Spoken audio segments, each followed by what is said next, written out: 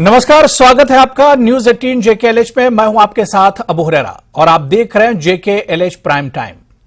आतंकी फंडिंग और गतिविधियों में मुलव्विस होने के आधार पर NIA ने हिजबुल मुजाहिदीन के चीफ कमांडर सैयद मोहम्मद यूसुफ शाह उर्फ सैयद सलाहुद्दीन और उसके बेटे सैयद शकील की श्रीनगर और बडगाम में स्थित संपत्ति को अटैच किया है। सलाहुद्दीन बीते 32 साल से POK में रह रहा है, जबकि उसका बेटा सैयद शकील इस समय आतंकी फंडिंग के सिलसिले में जेल में कैद है। सैयद शकील शेर कश्मीर आयुर्विज्ञानिक संस्थान सौरा में काम करता था। जुलाई 2021 में उसे सेवा से मुक्त किया गया था। सैयद सलाहुद्दीन इस वक्त पाकिस्तान में रह रहा है और वहीं से आतंकी हरकतें अंजाम देता रहता है और भारत के खिलाफ आए रोज जो उसकी बयानबाजी है और जो नापाक हरकतें हैं वो एक तरह से करता रहता है। तो सैयद सलाहुद्दीन को अमेरिका ने भी ग्लोबल टेररिस्ट घोषित किया हुआ है। तो अब एक तरह से NIA ने शिकंजा कसना शुरू कर दिया है। हिजबुल चीफ सलाहुद्दीन और उसके बेटे पर NIA ने शिकंजा कसा है और इनकी प्रॉपर्टी को अटैच किया। आज इसी पर हम JKLH प्राइम टाइम में चर्चा करेंगे।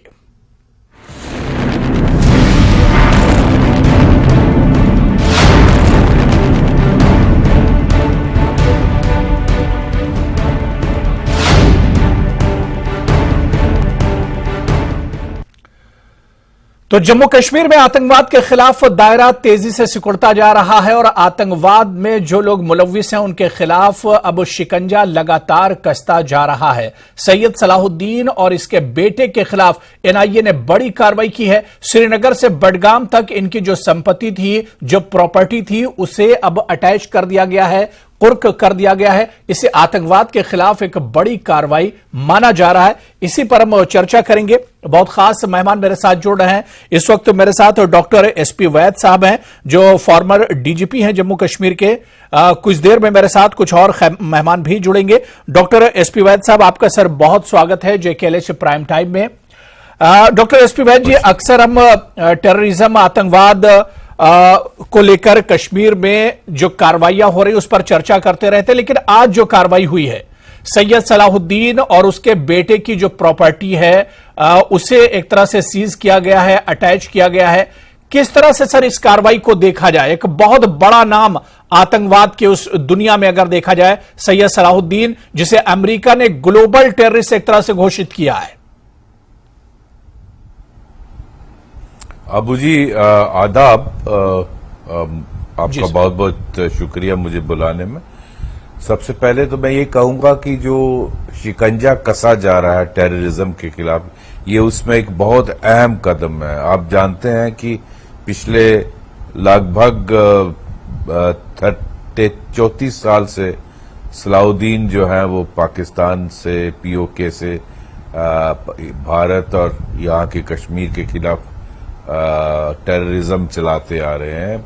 ऑफ कोर्स पाकिस्तान की एस्टैब्लिशमेंट के उकसाने पर और उनके किस तरह से वो लड़कों को गुमराह करते हैं और जिहाद और गजबा हिंद करने के जो पाकिस्तान आर्मी का मोटिव है उसको पूरा करने में मदद करते हैं। और आप अगर आप देखें तो हजारों बच्चों की जाने गई, कई घर बर्बाद हो गए और ये जो सारा कुछ चल रहा है, इसके खिलाफ एक बहुत अहम कदम जो इकोसिस्टम था वो प्रेजेंट गवर्नमेंट ने इस पे एक प्रहार किया। जिस तरह से ऐसे सलाहुद्दीन जैसे टेररिस्टों के जो बच्चे यहाँ जिहाद भी चलाते थे और ये जो टेररिज्म भी चलाते थे, हवाला से पैसा भी लेते थे, प्रॉपर्टीज भी बनाते थे और आराम से सरकार की नौकरियां भी करते थे। तो यूं पिछले कुछ सालों में उनको वहां से निकाला गया और आप जो हवाला से पैसे आके प्रॉपर्टीज बनाई जाती हैं उसके खिलाफ ये एक अहम कदम उठाया गया। इनको श्रीनगर और बडगाम, ये सोईबुक का रहने वाला है सलाहुद्दीन, मैं जानता हूं। मेरा पहला डिस्ट्रिक्ट बडगाम था। ये बडगाम जिले में ही सोईबुक गांव पड़ता है जहां से सलाउद्दीन है, और ये श्रीनगर में भी इसकी प्रॉपर्टीज थी, तो उनको सीज किया। मैं समझता हूं एक बहुत अहम कदम है और इसका एक बहुत अच्छा मैसेज जाएगा टेररिज्म के इकोसिस्टम को क्रैक डाउन करने में। बिल्कुल जाहिर सी बात है कि सिक्योरिटी फोर्सेस और एनआईए का ये एक बड़ा कदम है और इससे एक बड़ा झटका आतंकवाद को एक तरह से यूटी में लगेगा। मेरे साथ एक और खास मेहमान इरफान हाफिज लोन जी हैं, जो कि लीगल एक्सपर्ट हैं, वो भी मेरे साथ जुड़ चुके हैं। इरफान हाफिज लोन जी, सर आपका भी बहुत इस्तकबाल है JKLH प्राइम टाइम में। लोन साहब, मेरी आवाज आप तक पहुंच रही है? बिल्कुल बिल्कुल जी। इरफान हाफिज लोन जी, पहुंच रही है, शुक्रिया, बिल्कुल आवाज पहुंच रही है। जी। लगातार 2019 के बाद से हम देख रहे हैं कि आतंकवाद के खिलाफ कश्मीर में दायरा तंग होता जा रहा है। सिर्फ आतंकवाद ही नहीं, बल्कि आतंकवाद की जो पैदावार कर रहे थे, उसका जो सपोर्ट कर रहे थे, उनके खिलाफ भी कार्रवाइयां हो रही हैं। और सैयद सलाहुद्दीन और उनके बेटे के खिलाफ आज जो कार्रवाई हुई है, इसे एक बड़ा कदम माना जा रहा है। देखिए अबू हुरैरा साहब, आपको मैं बताना चाहता हूं कि जम्मू कश्मीर जो है ये एक डिस्टर्ब्ड एरिया एक्ट यहाँ पर लागू है। Arm forces special power act यहाँ पर इन्वोक किया जाता है, PSA लगाया जाता है, और जो एक कानून जिसमें अटैचमेंट का प्रोविजन है, अनलॉफुल एक्टिविटीज प्रिवेंशन एक्ट। ये कोई आज की बात नहीं है, पिछले मोर देन 30 इयर्स, 30 साल से अधिक समय से हम यहाँ पर ये देख रहे हैं। और मैं सिर्फ इसमें ये कहना चाहूंगा आपको कि जो कानून है, कानून ये कहता है कि अगर कोई निर्दोष है, लेकिन अगर उसका कोई रिश्तेदार दोषी है, कल्प्रिट है, एलिज्ड एक्यूज है, तो जो उसका रिश्तेदार होगा, अगर उसके पास अपनी प्रॉपर्टी होगी, वो एक पीसफुल जी ही देता है कि जो मेन कल्प्रिट है, जो असल में जिसे आप कहते हैं कि भाई ये कल्प्रिट है, उसके बदले आप उसके रिश्तेदारों को, उसके जो कोई भी सदस्य हो, अगर वो बेगुनाह है, तो उनको इस वजह से अगर आप ये करते हैं, तंग उनकी प्रॉपर्टी अटैच करते हैं, मैं ये कहूंगा this can not sustain in the eyes of law. कानून इसकी इजाजत नहीं देता है। और मैं आपको बताना चाहता हूं, जी मैं मुकम्मल कर रहा हूं, आपको बताना चाहता हूं, ये अनलॉफुल एक्टिविटीज जो है उसका सेक्शन 25 इसके साथ डील करता है, जो ये कहता है कि during the course of investigation, जो भी अनलॉफुल में अगर FIR हुआ है और कोई IO साहब अगर उसमें इन्वेस्टिगेशन करता है, और अगर उसको ये लगता है कि इसमें कोई प्रोसीड्स ऑफ टेररिज्म है, प्रोसीड्स ऑफ टेररिज्म होगा कि टेररिज्म से आपने कोई प्रॉपर्टी बनाई है या कोई प्रॉपर्टी आप यूज करने जा रहे हैं टेररिज्म के लिए, उसे आप अटैच कर सकते हैं। और अगर अटैच करते हैं तो उसके बाद, जैसे कश्मीर में डिविजनल कमिश्नर एक डेजिग्नेटेड अथॉरिटी है, आपको उसके पास जाना है जिसकी प्रॉपर्टी सीज हुई है, अटैच हुई है, तो वहां पर डेजिग्नेटेड अथॉरिटी को या तो वो कंफर्म करेगी या IO के ऑर्डर को रिवोक करेगी, और उसके बाद बंदा अपील भी कर सकता है कोर्ट में। और अगर डिस्ट्रिक्ट कोर्ट में नहीं हुआ, सेशन कोर्ट में जो या डेजिग्नेटेड कोर्ट जो होगा, तो फिर वो हाई कोर्ट भी चला जा सकता है। तो आप इस पे अगर आप ये कहेंगे कि अगर पुलिस ने अटैच किया, तो अगर आप उसी को वो कहते कि भाई ये प्रोसीड्स ऑफ टेररिज्म है, तो मैं समझता हूं आप ये कंक्लूजन ड्रॉ नहीं कर सकते हैं कि ये दोषी है। अभी नहीं, तो इरफान हाफिज लोन जी, आपकी नजर में ये कार्रवाई सही नहीं है? आपकी नजर में ये कार्रवाई सही नहीं है? मैं ये कहता हूं कि लॉ कहता है person is presumed to be innocent till his guilt is proved, that too beyond reasonable doubt. जब तक उसके खिलाफ नहीं साबित होता है, during due process law trial होगी, तब तक एक बंदा निर्दोष साबित होता है। मुझे आप बताइए, मैं आपको कानूनी बात कह रहा हूं कि कोई कहीं पर किसी की अपनी एग्रीकल्चर एंसेस्ट्रल प्रॉपर्टी है, तो अगर कोई रिश्तेदार उसमें जाता है, गलत रास्ते पे चलता है, मुझे लगता है उस रिश्तेदार को हमें तंग करना नहीं चाहिए। अगर ये प्रॉपर्टी टेररिज्म के लिए इस्तेमाल नहीं होने जा रही थी, तो मुझे नहीं लगता है कानून के नजर हजारों जानों का कातिल जम्मू कश्मीर को डिस्टर्ब करने वाला सैयद सलाहुद्दीन के बारे में आप बात कर रहे हैं। आप किस बारे में चर्चा कर रहे हैं? आपको करनी होगी। आप उस गुनहगार की बात कर रहे हैं जिसने हजारों नौजवानों को आतंकवाद में धकेल दिया। अबू हुरैरा साहब, आपने ऐसे भी देखा होगा कई परिवारों में कोई क्रिमिनल होता है, कोई कल्प्रिट होता है, लेकिन उसके बच्चे जो होते हैं बहुत पीसफुल होते हैं, बहुत नेशनलिस्ट होते हैं। तो उसका मतलब ये नहीं है कि किसी ने अगर चलिए ठीक है, गुनाह ठीक किया है, तो ठीक है, मैं अब इसका जवाब ले लेता हूं, ठीक है। मेरे साथ advocate RS Pathania, BJP spokes person भी है। आरएस पठानिया जी, जो बात यहां पर हाफिज इरफान लोन जी कह रहे हैं कि सलाहुद्दीन तो गुनहगार है लेकिन उसके रिश्तेदार गुनहगार नहीं है। देखिए, सवाल हाफिज लोन साहब, I have great respect for him. या तो विषय की समझने में थोड़ी चूक है इनसे, या जान के ये मिसलीड करने की कोशिश कर रहे हैं। आई एम सॉरी, मैं थोड़ा जिसे कहते हैं हार्श शब्दों में बात कर रहा हूं। Law is very clear, section 25 unlawful activities prevention act, the proceeds of terrorism. जो इन्वेस्टिगेटिंग ऑफिसर को, फिर इन्वेस्टिगेटिंग ऑफिसर के बाद डेसिग्नेट अथॉरिटी, और डेसिग्नेट अथॉरिटी के बाद फिर उसका अपील जिसे कहते हैं एक लाई करता है कोर्ट को। बड़े चेक्स एंड बैलेंसेज है इसमें। लेकिन एक देखें इंटेंट ऑफ द लॉ क्या है और आज का एक्शन क्या है सरकार का। सैयद सलाहुद्दीन की जो भी जिसे कहते हैं प्रॉपर्टीज उनके बेटे के पास, आप रिश्तेदार कहते हैं, मैं कहता हूं उनके रिमोटेस्ट दोस्त के पास, विच जो IO has reason to believe proceeds of terrorism. The language is proceed, जो कि आतंकवाद के जरिए जिसे कहते हैं कमाई गई हैं, बनाई गई हैं और खड़ी की गई हैं। इस पे कौन सा लिहाज वाली बात है? भाई, सरकार इतनी देर के बाद, सिस्टम इतनी देर के बाद एक पॉजिटिव मोड पे आया और कहा गया सरकार की ओर से जीरो टॉलरेंस टुवर्ड्स टेररिज्म। कौन सा मुल्क है, आप जिसे कहते हैं पूरी दुनिया में नहीं, मैं बोलूंगा आजकल के जिसे कहते हैं हिस्ट्री पे, इतिहास पे, जो अपनी अखंडता, अपनी प्रभु सत्ता पे जिसे कहते हैं कॉम्प्रोमाइज करेगा? And no country, no nation, no leader and no people, कोई लोग, they can not afford to do like it.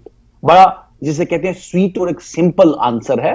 और मेरा भी, मैं उम्मीद करता हूं हमारे बाकी भी पैनलिस्ट, आपको सरकार को कहिए, हम आपके साथ खड़े हैं बिल्कुल इसमें। हाँ, प्रोसीड्स ऑफ टेररिज्म आइडेंटिफाई करने में हम आपके साथ हैं। उसमें किसी आदमी को जिसे कहते हैं कोई तकलीफ ना हो, कोई परेशानी ना हो। लोन साहब, आपको जवाब मिला? लोन साहब, जवाब मिला आपको? सहमत हैं आप? बिल्कुल। देखिए, I have also respect for Pathania साहब, लेकिन मैं यहां पर यह कहना चाहूंगा कि जो इन्होंने खुद कहा, खुद से इन्होंने वही बात कही।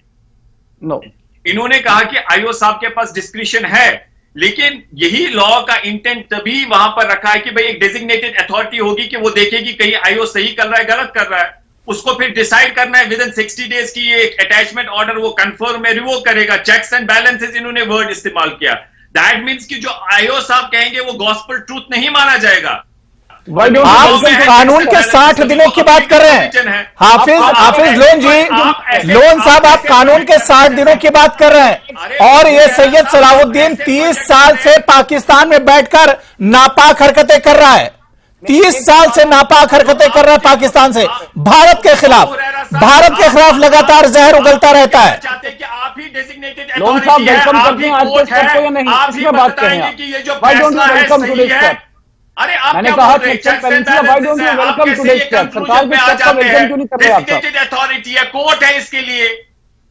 अब तो तो बदकिस्मती है, आप देख रहे हैं। गवर्नमेंट, अरे आप सरकार के स्टेप का स्वागत नहीं कर रहे। कानून ये भी कहता है कि अगर कहीं पर किसी को मारा दिया जाता है तो वहां पर सेल्फ डिफेंस की बात होनी चाहिए। और आप देखिए, वेलकम इट और नॉट, हम पूछना चाहेंगे आप जनता, आप इस स्टेप का स्वागत करते हैं? आप 2 सेकंड दे दीजिए मेरे को जी। अब 10 सेकंड अर्ज कर रहा हूं जैसे लॉ ऑफ सेल्फ डिफेंस है, कहीं पर अगर एनकाउंटर होता है, लॉ ये कहता है कि आप सिर्फ वो केस कर सकते हैं तभी जब आपकी जान को खतरा होगा।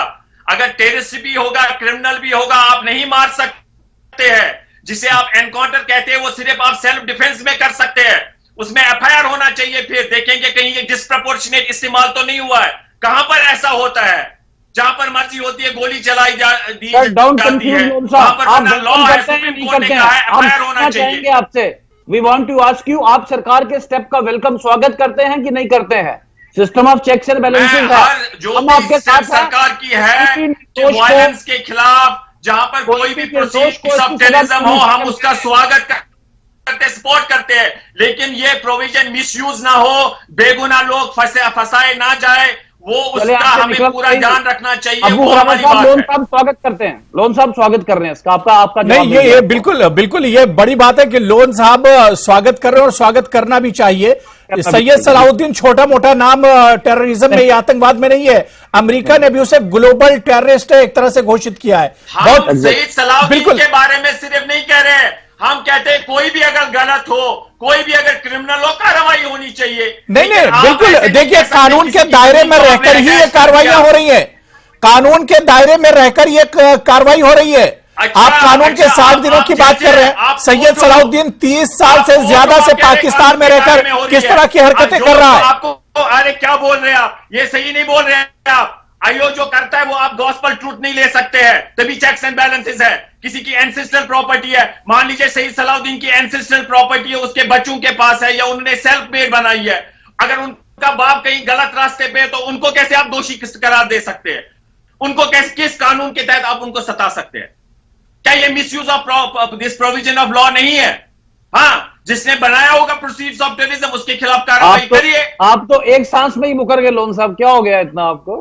आप तो एक सांस में ही मुकर गए तो अपने स्टैंड पे। मैं कानूनी बात बोल रहा हूँ। चलिए ठीक है। इस पर अब और बात करेंगे। एसपी वैद साहब भी हमारे साथ जुड़े हुए हैं, इस पर और बात करेंगे। बहुत छोटा सा हमें ब्रेक लेना है, ब्रेक से लौट कर आते हैं। तमाम मेहमान हमारे साथ जुड़े हुए हैं।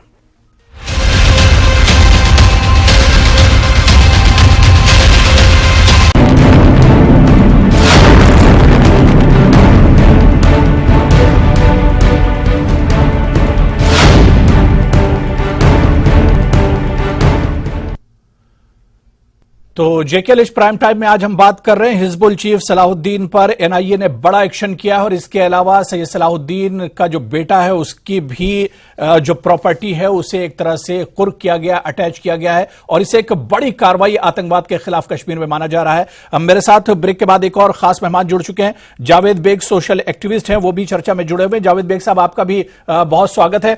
जावेद बेग साहब, बहुत मुख्तसर में बहुत जल्दी से बताइए कि हिजबुल चीफ सलाहुद्दीन के खिलाफ एनआईए ने जो कार्रवाई की है इसे किस तरह से देखते हैं आप? शुक्रिया जनाब मुझे मौका देने के लिए। मैं बार बार कहता हूं कि एनआईए एक खुदमुख्तार इदारा है जी, और बखूबी काम कर रहा है, उसमें कोई दो राय नहीं। ये चाहे सैयद सलाहुद्दीन के खिलाफ हो, आपके खिलाफ, मेरे खिलाफ, कोई सबूत मिले उन्हें, उनका एक बहुत ही बढ़िया और उम्दा लाहे अमल है। उनके काम के साथ लोग खुश है, ये हकीकत है यहाँ की जमीनी सतह की। सैयद सलाहुद्दीन तो गुनाहों का चलता फिरता सबूत है, उसमें सबूत लेने की जरूरत क्या है? मैं उसी पे जाने की कोशिश कर रहा हूँ। 30 साल में जिन्होंने यहाँ खून का गोरख धंधा चलाया, कश्मीरियों को मारने का गोरख धंधा चलाया, उन्हें नहीं छोड़ना चाहिए। उसमें कोई भी शिकंजे में आए उस पर कोई रहम करने की कोई जरूरत नहीं है। लेकिन उस वक्त के जो लोग यहाँ बरसरे इक्तदार थे, जो आज एक नया लिबास पहनकर हमारे नई दिल्ली जाते हैं, जो उस वक्त के सीएम साहिबान थे, उनके मंत्री साहिबान थे, जिन्होंने इन लोगों को पैसा इकट्ठा करने की इजाजत दी, उनके नाक के सामने इन्होंने इतनी संपत्ति इकट्ठी की, उन्हें क्यों आप छोड़ रहे हैं? मुझे बताइए। उस वक्त जो ये प्रॉपर्टीज बना रहे थे, जो इन्होंने पैसे कमाए, क्या स्टेट को उस वक्त पता नहीं था कि ये लोग गोरख धंधे से यहाँ कश्मीरी मासूम कश्मीरियों के खून के पैसे ये इकट्ठे कर रहे हैं? क्या उस वक्त के सियासी जमातें बरसर इख्तियार थी, जो उस वक्त के सीएम साहिबान जो आजकल ह्यूमन राइट्स की बातें करते हैं, उन्हें क्यों आप छोड़ रहे हैं? मुझे बताइए। खुदारा ये दिल्ली के दोस्तों से ये मेरी एक गुजारिश है, कश्मीरी की ये एक इरफान हाफिज लोन हमारी इरफान हाफिज लोन जी, मतलब इसमें गुनाहगार बहुत हैं, ऐसे गुनाहगारों को पैदा करने के लिए बहुत इसमें गुनहगार हैं। और यह सवाल अच्छा यहां पर जावेद बेग ने उठाया है, जो उस वक्त की सरकारें थी उन्होंने कोई कॉन्क्रीट स्टेप नहीं उठाया, कोई सख्त कदम नहीं उठाया, वरना इनका सफाया जब ही हो जाता। देखिए, मैंने इससे पहले भी आपको कहा, हम चाहते हैं due process of law follow हो और हम ये चाहते हैं कि जो भी दोषी हो उनके खिलाफ कार्रवाई हो। लेकिन आज की डेट में हमें लग रहा है कि मिसयूज ऑफ जो है लॉ हो रहा है। जैसे आप देख रहे हैं किस तरीके से तो सैयद सलाहुद्दीन के खिलाफ क्या सबूत चाहिए? वो तो खुद चलता फिरता गुनाहों का एक सबूत है। उसका मतलब ठीक है, वो आप कहते हैं आप गुनाहगार है, लेकिन उसके रिश्तेदारों का क्या कसूर है? उसकी एंसेस्ट्रल अगर बाप दादा की प्रॉपर्टी उन बच्चों के पास, किसी के पास भी, तो उन किस कानून के एतबार से आप कहेंगे कि भाई उस पर कार्रवाई हो? एक बात। दूसरी बात मैं कहना चाहता हूं कि जो हम कह रहे हैं कि आज हमें नहीं लगता है नहीं, कि देखिए कानून उसके का कई उसके दुरुपयोग- बेटे के खिलाफ भी एनआईए आप इससे तो पहले केवल- कार्रवाई कर चुका है। आप तो सबूत केवल जब बात- होंगे, सबूत बात की को बुनियाद पर ही रखने कार्रवाई की दीजिए, गई होगी। बगैर सबूत के तो कोई कार्रवाई नहीं हो देखिए, सकती है। अबू हुरैरा साहब क्या करेंगे आज आप? जुडिशियल कस्टडी में 2 लोग थे, जुडिशियल कस्टडी समझिएगा, पुलिस कस्टडी और जुडिशियल कस्टडी। जुडिशियल कस्टडी में 2 लोग थे, कैसे पता चला कि वो उनको अस्पताल में लाया जा रहा, कैसे 2 लोगों को मारा गया? ठीक है, उस पर आप बात नहीं करेंगे। इरफान हफीज लोग बोल रहे हैं कि यहाँ कश्मीर में फारूक अब्दुल्ला साहब के जमाने में मिसयूज ऑफ खानों में पावर हो लोगों रहा को है। मारा जाता वहां पर था, मैं देख रहा इंटरोगेशन था, सेंटर्स में मारा जाता था, उस पर आप बात नहीं कर रहे। आप सीधे यूपी पहुंच जाते। इरफान हफीज लोन साहब, आपके गांव में, आपके अड़ोस पड़ोस में बहुत सारे लोग मारे गए 90s में, जब फारूक अब्दुल्ला साहब हमारे सीएम थे। उस पर आप बात नहीं कर रहे हो। इस चीज की इजाजत नहीं देता है। और हम ये मान के चलते हैं, जो आप कह रहे हैं आज कार्रवाई हुई है, यहां 30 साल से हमने देखा कार्रवाई। बहुत सारे लोग जेलों में पिछले 30 साल से रखे गए, पीएसए पिछले 30 साल से चल रहा, अब सपा चल रहा है, 1 लाख लोग यहां पर मारे गए। और हम आपसे गुजारिश करते हैं, कानूनी कार्रवाई करिए, लेकिन जम्मू कश्मीर एक सियासी मसला है, इसे हल करिए। और मेरे जैसे लोग हिंदुस्तान के आईन में गांधी जी की तरह लड़ेंगे। क्या बात कर रहे हैं? जम्मू कश्मीर कोई मसला नहीं रहा है। जम्मू कश्मीर अब कोई मसला नहीं रहा है। हाफिज इरफान लोन जी, क्या बात आप कर रहे हैं? अब डेवलप हो रहा है कश्मीर के साथ, अब खड़े हो जाइए। अब कहां तक आप उसकी मुखालफत करते रहेंगे? जम्मू कश्मीर अब कोई इशू नहीं रहा है। आप ये डेवलपमेंट अपने पास रखिए। मुझे जम्मू कश्मीर अब कोई मसला नहीं रहा है। जम्मू कश्मीर अब कोई इशू नहीं है। भारत का अटूट हिस्सा था और भारत का अटूट हिस्सा है। आप देखिए ना कि 370 के बाद कितना डेवलप हो रहा है। क्या बातें कर रहे हैं? चलिए ठीक है, मैं डॉक्टर एसपी वैद साहब सर आपके पास आना चाहूंगा। आप कह रहे हैं डेवलपमेंट हो रही है। चलिए ठीक है, ठीक है, ठीक है। लोन जी सुन लीजिए, लोन जी सुन लीजिए। लोन जी, मिर्ची क्यों लग रही है डेवलपमेंट के नाम पर? डेवलपमेंट के नाम पर इतना क्यों घबरा रहे हैं? आप क्या चाह रहे थे कि 370 से पहले जैसे हालात रहे, पहले जैसा आतंकवाद रहे, पहले जैसे गुर्बत रहे कश्मीर में, पहले जैसे पत्थरबाजी होती रहे, पहले जैसे स्कूल कॉलेज बंद रहे? क्या चाह रहे हैं आप? बिहार में, यूपी में जो सड़कों पे रहते हैं, रात को सोते हैं, डस्टबिन से खाना निकालते हैं, वहां की गरीबी को खत्म करिए। 370 रहते हुए यहाँ पर एक भी बंदा सड़क पे नहीं सोता था। अब आईना देखिए, देखिए, झुठलाइए मत चीजों को, झुठलाइए मत। आईना देखिए, अब कितना इन्वेस्टमेंट आ रहा है फॉरेन से, और कितने टूरिस्ट आ रहे हैं, कितने टूरिस्ट आ रहे हैं। जो चीजें जमीन पर है उनके बारे में तो आप तारीफ कर सकते हैं। मैं डॉक्टर एसपी वैद साहब आपके पास आना चाहूंगा। डॉक्टर एसपी वैद साहब को ऑडियो दे दिए। डॉक्टर एसपी वैद जी, सर कश्मीर में इस तरह की जो कार्रवाइयां हो रही है, कुछ लोग उससे भी एक तरह से घबराए हुए हैं, उन्हें भी एक तरह से परेशानी होती है। लेकिन कश्मीर में सर सिर्फ आतंकवाद नहीं, बल्कि आतंकवाद को जो लोग सपोर्ट कर रहे थे, उन्हें भी एक बड़ी चोट अब लगी है। जी अबू जी, ऐसा है कि जावेद बेग साहब का मैं काफी एहतराम करता हूं, इनके साथ काम भी किया है और इन्होंने बहुत अच्छे पॉइंट्स रेज किए। और जहां तक लोन साहब को मैं सुन रहा था, उनके कहना कि आईओ जो है वो लास्ट वर्ड नहीं है, ये बात सही है। उसको प्रूव करना है कि ये प्रोसीड्स ऑफ टेररिज्म से बना है, जो भी प्रॉपर्टी है, और वो उसको कोर्ट में साबित करना पड़ता है। ऐसे नहीं है, चाहे डेजिग्नेटेड अथॉरिटी ने भी उसको अप्रूव किया हो, उसके बाद भी अदालत में देखिए, जो सलाउद्दीन का बेटा था, वो अगर गवर्नमेंट एम्प्लॉय था तो उसकी इनकम टैक्स रिटर्न्स होंगे, उसकी हर साल के प्रॉपर्टीज कितनी उसकी इनकम आती थी, उसके बेसिस पे प्रॉपर्टी रिटर्न्स फाइल किए हर साल। उस सारे से तफ्तीश के दौरान पता चल जाता है कि क्या उसने जो उसकी इनकम थी, जो रिटर्न्स थी, उसके मुताबिक प्रॉपर्टी खरीदी है या उसके एक्सेस है। और एक्सेस है तो कहां से आई?